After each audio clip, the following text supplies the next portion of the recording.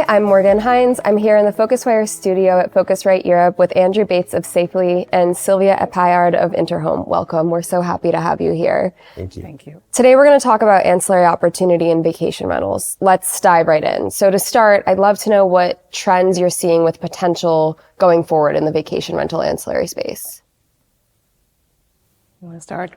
Go for it. Yeah, well, we see it as a great opportunity. Some have tried already in the industry, and we've watched that closely. We believe, offering a vacation rental at Interhome, that it's actually what we do. Our whole business is designed around self-serviced stays. So people really go there with their own ideas, with their own creativity. Okay. And I think not only offering the space where they can develop that creativity, but also to actually add certain services is a great opportunity. And we see it because sometimes we get those requests from our guests to our local staff around, for example, where should we go for shopping, where should we go to eat out, where's the best ski school, and also such things as a private cook, etc. Yeah. Okay. And we're seeing a big pushback. So I think in the US, 2021, 22, 23, when occupancy was high, pricing power was high, there were fees just being added left and right that added no value or minimal value, administrative fees, parking fees, all these extra fees and there's a lot of guest pushback. And now that occupancy has dropped and the guests have a little bit more power, a little bit more choice, we're seeing exactly what you said. The ancillaries are now adding value instead of just being a money grab and a way to hide extra fees that you don't have to share with the homeowner. If you're the property manager, you get to keep it all yourself. But now they're adding value. And so it's a home plus the services.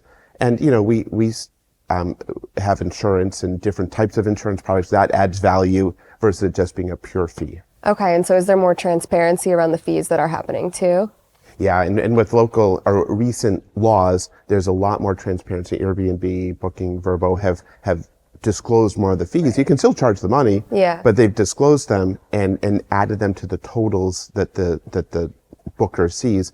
And so that makes you think, if you're the property manager, the homeowner, you think twice or three times about what you put in there and make sure you can explain it. That makes a lot of sense. I know Airbnb just updated their policy on that recently. And that kind of leads me to what I wanted to talk about next. Obviously, the idea of ancillary services has been a pretty hot topic, particularly with Airbnb's recent announcement of their services vertical.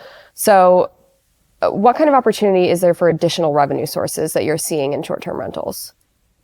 I would say it's not so much about an opportunity for additional revenue. Yeah. I don't think of it as a source for revenue creation. It's more about adding service and quality to our clients, to our guests. And I think making also the experience or our offering stand out from something else. And we see that this has a huge value. Again, Interhome is operating a lot with local staff. So we have local expertise of people that know their surroundings for many, many years. It's kind of a family business somehow in those areas. And we see that has a huge value. What we need to develop more or want to develop more and can learn from Airbnb and the likes is the technology that is put in place to actually help access this skills, this know-how that is in place on site, and so I would say that's the next step, maybe. Yeah. And in general, I'm in favor of Airbnb adding activities to the booking process, because how it used to work for hotels, you book your flight, then you book your hotel, and then a few days before you arrive or when you arrive, you book your activities. And Airbnb switched it up a little bit. Often in the short-term rental spaces, flipped it around. You'll find the perfect home because they're all so unique. Then you book your flight, assuming there's availability for the home. You book your flight around the home, and then you still plan your activities at the very, very end. And so now if people start thinking, when I book my home on Airbnb or any of the other sites, I'm actually booking my whole trip instead of just the accommodation. I like that mindset change. Now, I wish the homeowners and the property managers had more say about what types of activities are actually happening in their homes. That's a little weird to me.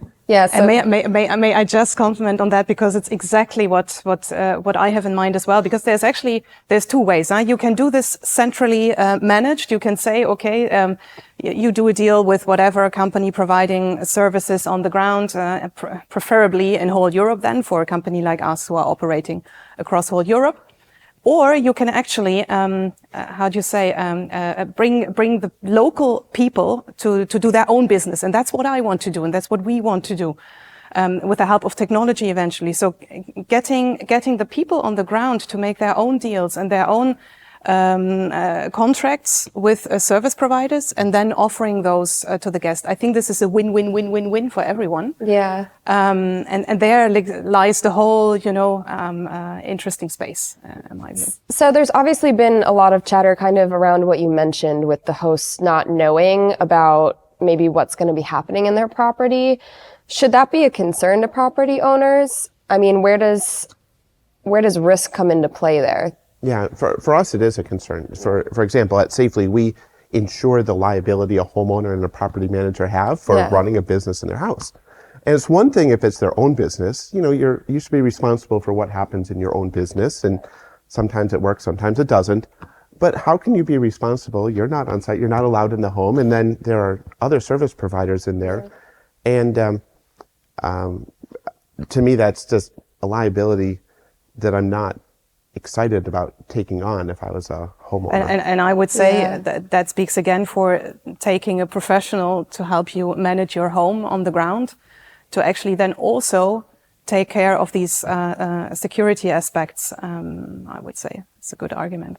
Yeah, it's interesting, the concern about where the liability falls. And I know for something like Airbnb, it's, they're having customers or travelers review the home and the services separately. But if something like this is happening, do you see it where a user or traveler might conflate what's happening in the home with the home itself?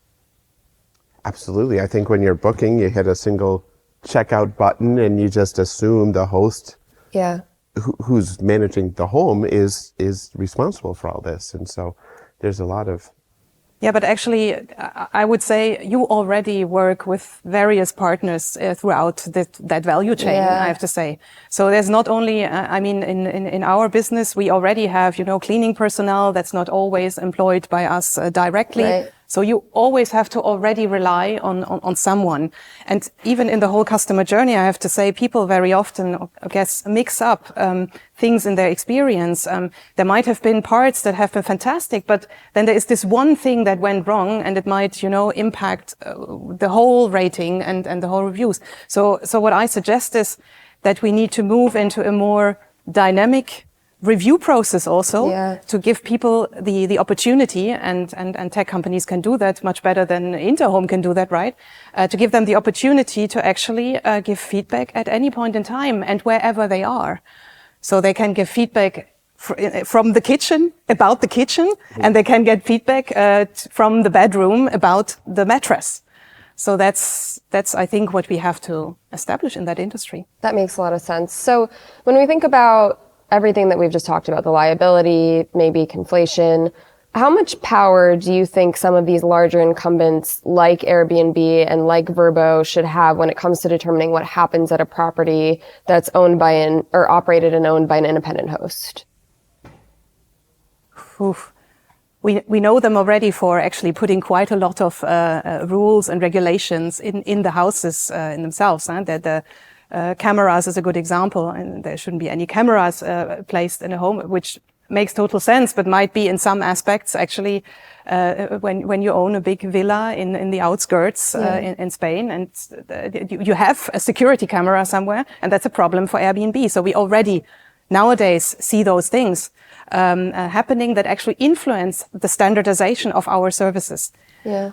I believe they will have an influence also when it comes to those services. Some standards will be created just by the pure size of that business, and we will need to, counterbalance with the reality, and probably come to a common ground again.